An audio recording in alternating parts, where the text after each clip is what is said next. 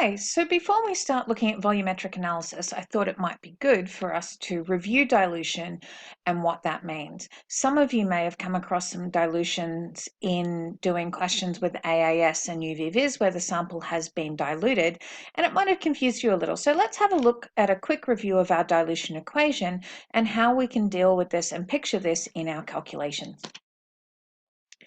So this is the dilution equation, and it's something we can only use when we're having water added to our sample. So we can never use this if we're trying to find the mole of something, or if we've had a mass of something with water being added to it and we want to find the concentration. We can't use it for those situations, but we can use it when we have a solution and we add water to it, changing the volume and changing the concentration. So let's have a look at a quick example calculation of where we use this.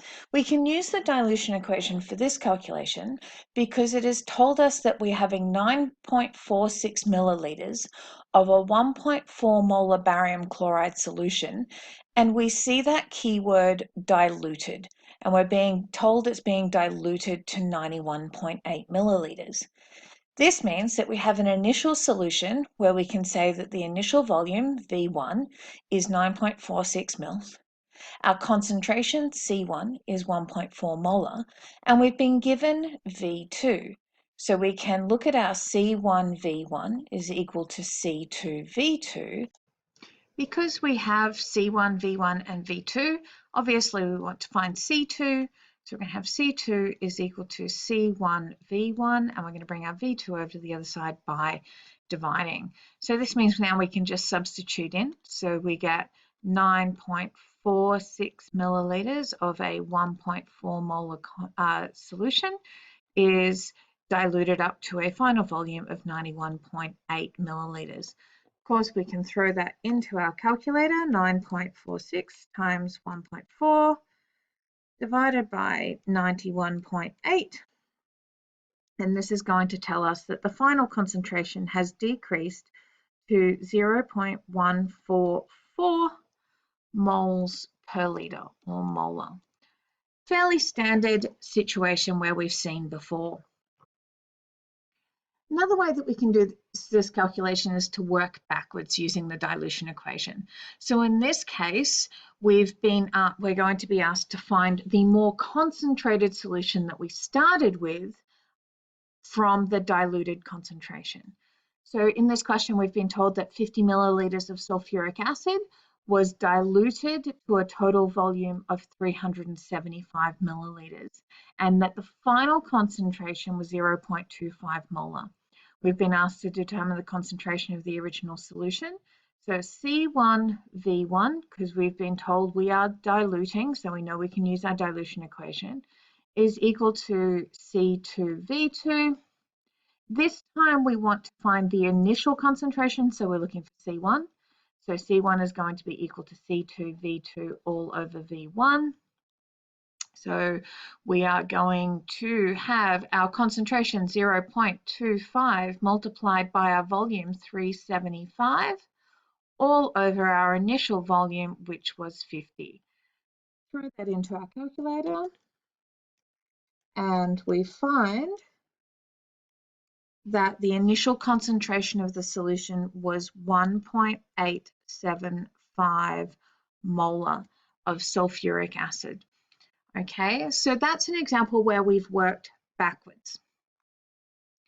Recently, we've been looking at AAS and UV-Vis and the use of calibration curves, remembering that we set up a series of standard solutions of different concentrations, run those to create a calibration curve, and then we measure off from there an unknown sample. And often we'll be told that it's something like 2.5 ppm.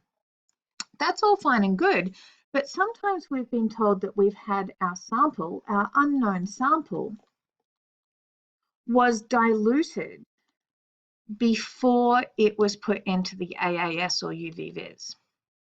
So what we're seeing from the result of our actual experimental analysis is actually the concentration at this point here from the AAS. We want to work out the final unknown. We want to know what the concentration was in the original sample. So now we need to work back. So let's say in this case, 10 milliliters of our sample was diluted to 200 milliliters before being sampled. We can see, and the final concentration was 2.5 ppm. This is the concentration C2. This is V2, and then the initial 10 milliliters is V1. So now we can use our dilution equation again, C1V1 is equal to C2V2, rearrange to find C1. And we will get our concentration of the initial solution. So in this case, we have 2.5 multiplied by 200, all divided by 10.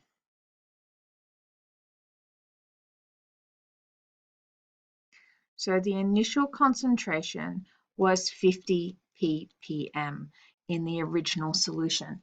So this is just the same as working backwards in the previous example, but our concentration must first be attained from our calibration curve. So I just want to make a note on this. With dilution factors, when we're talking about titrations and AAS and UV-Vis, sometimes people find it easier to consider a dilution factor. The dilution factor is the ratio of the concentrations of the two samples, which will also give us a volume ratio. So if we consider the dilution factor as the ratio of the concentrations, so C1 over C2, which is also equal to the ratio of the volumes, which is V2 over V1. So if we consider a sample of cleaning product, 10 mils of the cleaning product was diluted to a final volume of 200 mil for analysis. We can look at this and we can go, so the 200 mils is our V2 and the initial V1 was 10. So we can see that this is a 20 times dilution. Okay, so this means that it will be 20 times less concentrated than the original. Okay, so if we had a concentration 1 was 1 molar, then it will be 1 divided by 20 after the dilution. Okay, so this is where dilution factors come in to help us figure out what we're going to be doing. If it's going to be 20 times less concentrated, we'll divide by 20.